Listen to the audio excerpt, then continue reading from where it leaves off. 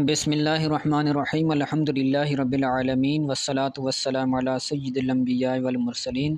ہمارا اجابت السائلین عن عقائد المسلمین کے حوالے سے اسباق کا سلسلہ چل رہا تھا، اور ہمارا سوال نمبر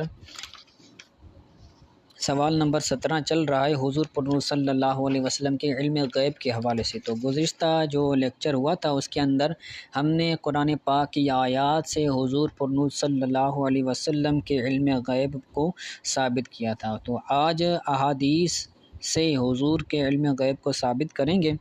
تو بندہ اپنی عقل کو اور اپنی شعور کو ایک نظر سے اگر ان دلائل کو دیکھ لے تو اس کے عقل کے اندر یہ بات آ جائے گی، لیکن بعض اوقات بندے کے اندر ضد ہوتی ہے، بندے کے اندر انا ہوتی ہے، بندے کے اندر نہ ماننے کی عادت ہوتی ہے۔ تو اگر وہ کوئی بندہ ماننے پر آئے تو وہ بتوں کو بھی، پتھروں کو بھی وہ خدا مان لیتا ہے، اور اگر کوئی بندہ نہ ماننے پر آئے تو وہ روز روشن کی طرح چمکتا ہوا سورج بھی، اس کا بھی انکار کر دیتا ہے بندہ۔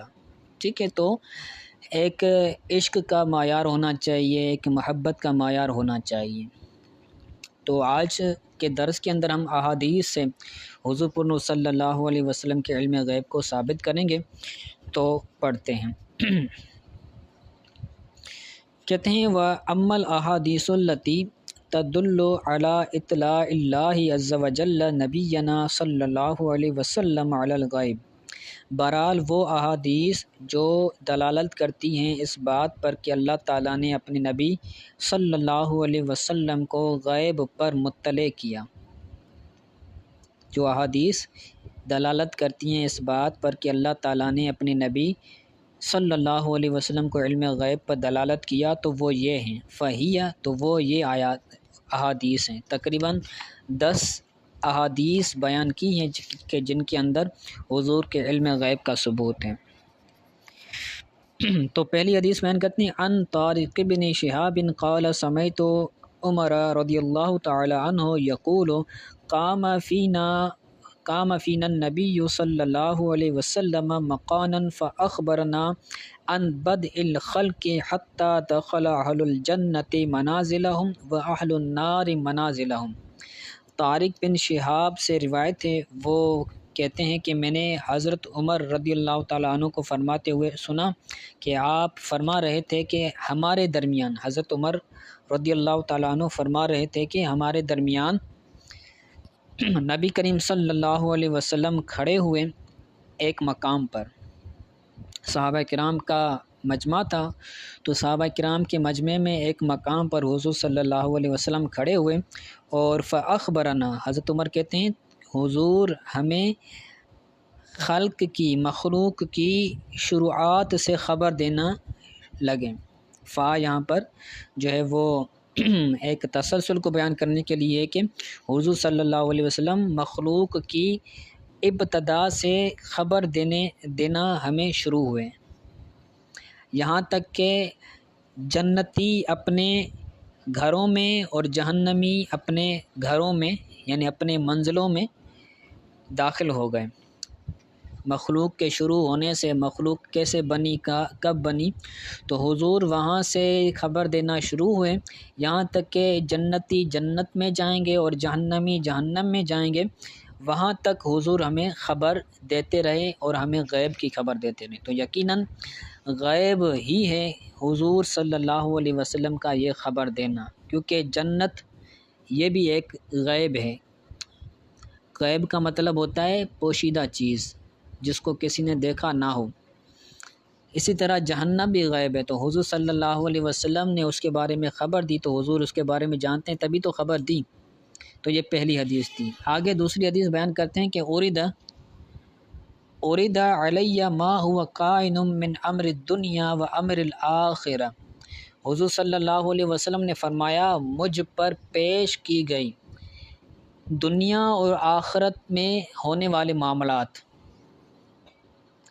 مجھ پر پیش کیے گئے دنیا اور آخرت کے ہونے والے معاملات، یعنی جو دنیا میں ہونے والے معاملات ہیں، جو آخرت میں ہونے والے معاملات ہیں، وہ سارے کے سارے مجھے پیش کیے گئے، یعنی میرے علم میں لائے گئے۔ فَأَخْبَرَنَا بِنَا، تیسری حدیث پاک ہے، فَأَخْبَرَنَا بِنَا، راوی کہتے ہیں کہ حضور نے ہمیں خبر دی، بما کان، جو ہو چکا تھا، وَبِمَا هُوَ قَائِنٌ، اور اس کی بھی خبر دی حضور نے جو ہونے والا ہے۔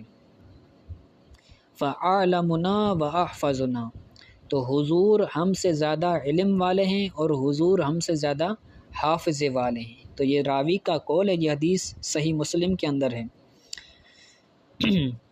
تو صحابی کا یہ کہنا کہ حضور ہم سے زیادہ علم والے ہیں، صحابی کا یہ کہنا کہ حضور ہم سے زیادہ حفظ والے ہیں، حافظ والے ہیں، تو بعض لوگ حضور کو اپنے جیسا مانتے ہیں، حضور کے علم کو جزئی علم کہہ کر اپنے علم کے ساتھ تشبیہ دیتے ہیں۔ تو کہاں یہ بدعقیدہ شخص اور کہاں صحابی کا یہ کہنا کہ حضور ہم سے زیادہ علم والے ہیں۔ ٹھیک ہے، تو یہی ان کی سوچ اور صحابہ کے سوچ اور عقیدے کے اندر فرق ہے۔ تو یہ تیسری حدیث تھی۔ چوتھی حدیث پاک کے کہتے ہیں ان اللہ زوا، حضور فرماتے ہیں ان اللہ زوا لی الارض حتی رأیت مشارقها و مغاربها، بے شک اللہ تعالیٰ نے میرے لیے زمین کو سمٹ دیا، بے شک اللہ نے میرے لیے زمین کو سمٹ لیا، یہاں تک کہ میں نے زمین کے مشرقی کنارے اور زمین کے مغربی کناروں کو دیکھ لیا۔ کوئی چیز اگر سمٹ جائے تو اس کا ہر کونا نظر آتا ہے، تو زمین کو حضور کے لیے اللہ تعالیٰ نے سمٹ دیا، تو حضور نے اس کے کناروں کو دیکھا، مشرقی اور مغربی کناروں کو۔ تو یہ بھی ایک غیب ہے جو کہ پوشیدہ ہوتا ہے۔ تو یہ چوتھی حدیث پاک تھی۔ پانچویں حدیث پاک کہ فتجلی لی کل شیء وعرفت، حضور نے فرمایا میرے لیے ہر چیز روشن ہو گئی، کل شیء یہ فاعل تجلی کا، تو میرے لیے ہر چیز روشن ہو گئی، تو میں نے جان لیا، میں نے معلوم کر لیا۔ ٹھیک ہے، یہ حدیث سنن ترمذی کی حدیث پاک ہے۔ تو امام ترمذی اس حدیث کے تحت فرماتے ہیں، امام ترمذی کی یہ عادت مبارک ہے کہ ہر حدیث کے تحت کچھ نہ کچھ کلام کرتے ہیں، سند کے حوالے سے یا پھر صحت کے حوالے سے۔ تو آپ اس حدیث کے تحت بھی کہتے ہیں ھذا حدیث صحیح، یہ صحیح حدیث ہے۔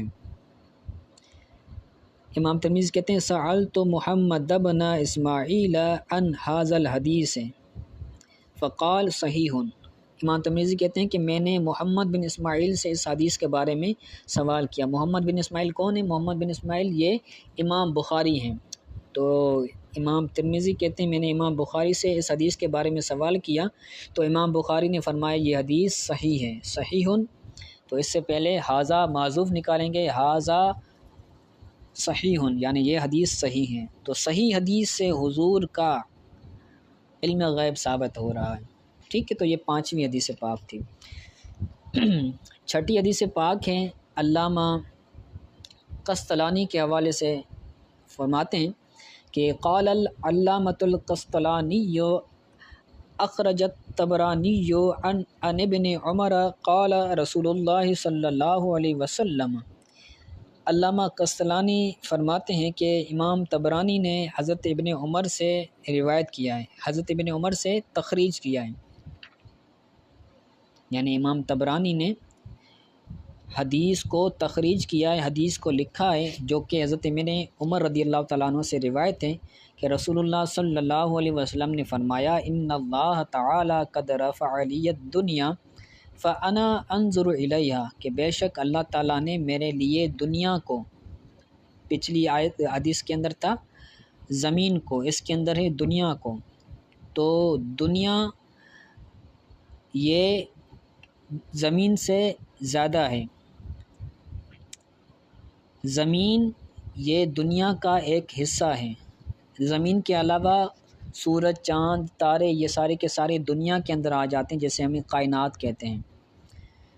تو اللہ تعالیٰ کے رسول فرماتے ہیں کہ بے شک اللہ تعالیٰ نے میرے لیے دنیا کو بلند کر لیا، اٹھا لیا، تو میں اس کی طرف دیکھ رہا تھا، فانا انظر الیہا، تو میں اس کی طرف دیکھ رہا تھا، وَإِلَى مَا هُوَ قَائِمٌ فِيهَا، اس دنیا کو بھی دیکھ رہا تھا اور جو اس دنیا میں ہونے والا تھا اس کو بھی دیکھ رہا تھا، الی یوم القیامت، جو قیامت تک ہونا تھا، دنیا کو ختم ہونا تھا، تو اس تک میں جو معاملات ہونے والے تھے میں اس کو دیکھ رہا تھا، کأنما انظر الی کفی ہذہ، اس طرح دیکھ رہا تھا جیسے میں اپنے اس ہتھیلی کی طرف دیکھ رہا ہوں۔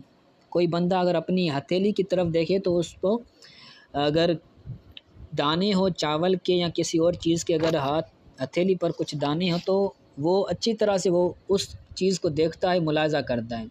تو حضور فرماتے ہیں کہ میں اپنے اس ہتھیلی کو دیکھنے کی طرح دنیا کو دیکھ رہا تھا، یعنی اس کی ہر چیز کو ملاحظہ کر رہا تھا اور ہر چیز کو میں دیکھ رہا تھا۔ تو یہ بھی حضور کا علم غیب ہے کہ اللہ تعالیٰ نے اپنی عطا سے حضور کو عطا فرمایا۔ تو یہ چھٹی حدیث پاک تھی۔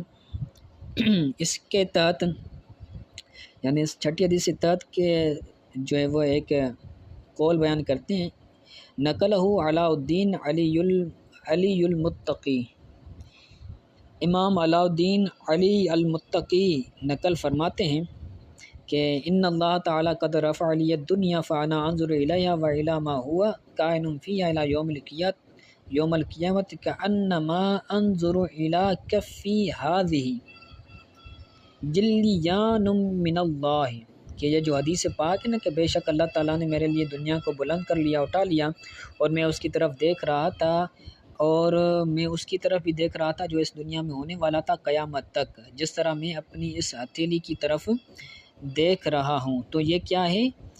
جلیان من اللہ، تو یہ اللہ تعالیٰ کی طرف سے کشف کا اظہار ہے۔ کشف کہتے ہیں کسی چیز سے پردہ اٹھانا، تو یہ اللہ تعالیٰ کی طرف سے پردہ اٹھانا ہے، یہ اللہ تعالیٰ کی طرف سے کشف ہے۔ جلاہ للنبی صلی اللہ علیہ وسلم کما جلاہ للنبیین من قبلہ، اللہ تعالیٰ نے حضور صلی اللہ علیہ وسلم کے لیے اس کا پردہ اٹھایا جس طرح حضور سے پہلے دیگر انبیاء کرام کے لیے حضور نے اللہ تعالیٰ نے پردہ اٹھایا تھا۔ حضور سے پہلے بھی انبیاء کرام جو تھے وہ بھی اللہ تعالیٰ کی عطا سے اس دنیا کی طرف ملاحظہ کر رہے تھے، دنیا کو دیکھ رہے تھے، تو حضور بھی دیکھ رہے تھے۔ ٹھیک ہے، تو جلیانم کا مطلب ہے کشف یا اظہار، یعنی پردے کو اٹھانا۔ فقال، اب ساتویں حدیث پاک بیان کرتے ہیں، قال رسول اللہ صلی اللہ علیہ وسلم، اگلے پیج پر ہیں، کہتے ہیں قال رسول اللہ صلی اللہ علیہ وسلم عرضت علی الجنۃ والنار عانفا فی ارض ھذا الحائط فلم ار کالیوم فی الخیر والشر، حضور نے فرمایا کہ مجھ پر جنت اور جہنم ابھی پیش کیے گئے، ابھی مجھ پر جنت اور جہنم پیش کیے گئے اس دیوار کے سامنے، فی ارض ھذا الحائط، اس دیوار کے سامنے، تو فلم ارک الیوم فی الخیر والشر، تو خیر اور شر کے بارے میں نے آج کے دن کی طرح کبھی نہیں دیکھا۔ لم ارک الیوم، آج کے دن کی طرح میں نے کبھی نہیں دیکھا شر اور خیر کے بارے میں۔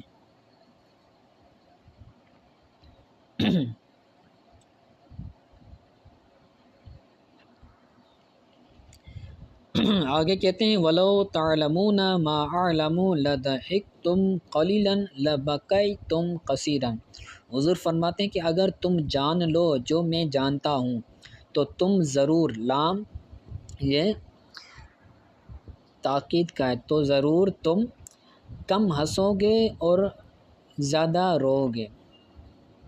تو یہ بھی حضور صلی اللہ علیہ وسلم کے علم غیب پر حدیث پاک دلالت کرتی ہے۔ آٹھویں حدیث پاک ہے، قال رسول اللہ صلی اللہ علیہ وسلم هل ترون قبلتی ہا ہونا، حضور نے فرمایا کہ کیا تم یہاں سے میرے قبلے کو دیکھتے ہو؟ حضور نے صحابہ سے فرمایا،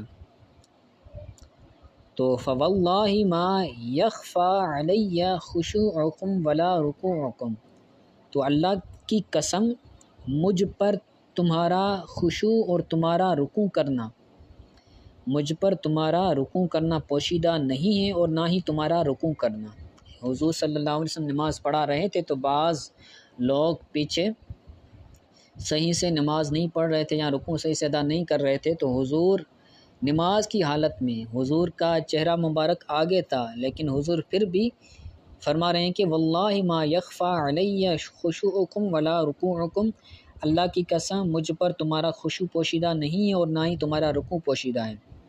بے شک انی لاراکم من وراء ظہری، بے شک میں تمہیں دیکھتا ہوں اپنے پیٹھ کے پیچھے سے۔ تو یہ حضور کا کمال نہیں ہے تو اور کیا ہے؟ حضور کا علم غیب نہیں ہے تو کیا ہے؟ حضور اپنے جس طرح سر کی آنکھوں سے دیکھتے ہیں، اسی طرح حضور اپنے سر سے پیچھے کی طرف سے بھی دیکھتے ہیں۔ تو یہ 8ویں حدیث پاک تھی۔ آگے 9ویں حدیث پاک ہے، قال رسول اللہ صلی اللہ علیہ وسلم انی لاراکم من ورائی کما اراکم، بے شک میں، حضور نے فرمایا بے شک میں تمہیں اپنے پیچھے دیکھتا ہوں جس طرح تمہیں میں آگے سے دیکھتا ہوں۔ آگے سے دیکھنا اور پیچھے سے دیکھنا حضور کے لیے برابر ہے۔ ایک بندہ اگر آگے دیکھے گا تو پیچھے نہیں دیکھے گا، پیچھے دیکھے گا تو آگے نہیں دیکھے گا، لیکن حضور کا یہ کمال ہے، حضور کا یہ علم غیب ہے کہ حضور جس طرح آگے دیکھتے ہیں اسی طرح پیچھے دیکھتے ہیں۔ آخری اور 10ویں حدیث پاک ہے، قال رسول اللہ صلی اللہ علیہ وسلم ھذا مصرع فلان، حضور نے فرمایا یہ فلاں شخص کی مرنے کی جگہ ہے۔ مصرع یہ کہتے ہیں موضع قتلہ، کسی بندے کے مرنے کی جگہ کو۔ تو حضور نے فرمایا یہ جب جنگ بدر کے بارے میں غالباً یہ واقعہ ہے کہ حضور صلی اللہ علیہ وسلم نے 1 دن یا 2 دن پہلے فرمایا کہ یہاں پر فلاں کافر مرے گا، وہاں پر فلاں کافر مرے گا، یہاں پر فلاں کافر مرے گا، نام بھی لیے کافروں کے اور جگہ بھی معین کی۔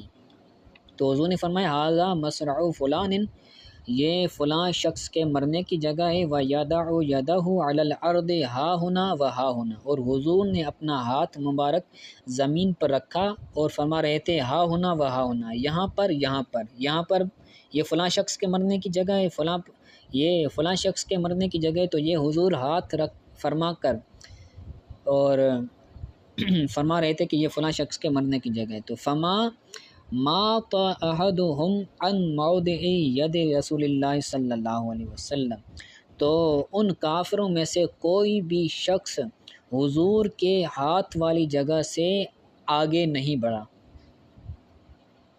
تو کوئی بھی شخص، ان کافروں میں سے کوئی بھی شخص حضور کے ہاتھ کی جگہ سے آگے نہیں بڑھا، یعنی جہاں پر حضور نے نشان فرمایا تھا، نشاندہی فرمائی تھی، تو وہاں پر ہی وہ کافر مرا تھا۔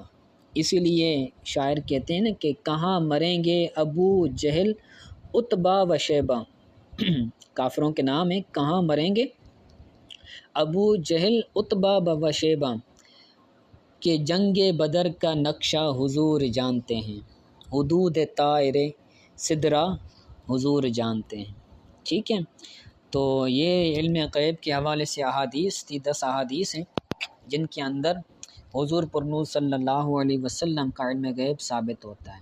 تو اس کے اندر ایک نقطہ یہ بھی ہے کہ اللہ تعالیٰ کے پیارے رسول صلی اللہ علیہ وسلم نے جب معراج کی 27ویں رجب المرجب کی رات، تو اس رات حضور نے، احادیث کے اندر آتا ہے کہ جنت کو بھی دیکھا، جہنم کو بھی ملاحظہ کیا، سدرۃ المنتہا دیکھا، اور یہاں تک کہ احادیث کے اندر آتا ہے کہ رأیت ربی فی احسن صورہ، میں نے اپنے رب کو اچھی صورت میں دیکھا۔ تو جنت یہ بھی غائب ہے، جہنم یہ بھی غائب ہے، سدرۃ المنتہا یہ بھی غائب ہے۔ سب سے بڑھ کر جو غائب ہے وہ اللہ کی ذات ہے۔ حضور کہتے ہیں کہ میں نے اپنے رب کو بھی دیکھا، جہاں تک کہ قرآن پاک میں بھی آتا ہے نا کہ فقاب قوسین او ادنی، حضور کی ذات اور اللہ تعالیٰ کی ذات کے بارے میں یہ آیا ہے۔ تو حضور نے اللہ تعالیٰ کی ذات کو دیکھا اپنے سر کی آنکھوں سے۔ تو سب سے بڑھ کر غیب تو اللہ تعالیٰ کی ذات ہے۔ تو جب اللہ تعالیٰ نے، جب نہ خدا تم سے چھپا اور کوئی غیب کا تم سے نہا ہو بھلا، جب نہ خدا ہی چھپا تم پہ کروڑوں درود۔ ٹھیک ہے، تو آج کے لیے اتنا کافی ہے، اس کو اچھی طرح سے یاد کیجیے گا اور دعا میں یاد رکھیے گا۔ السلام علیکم ورحمۃ اللہ۔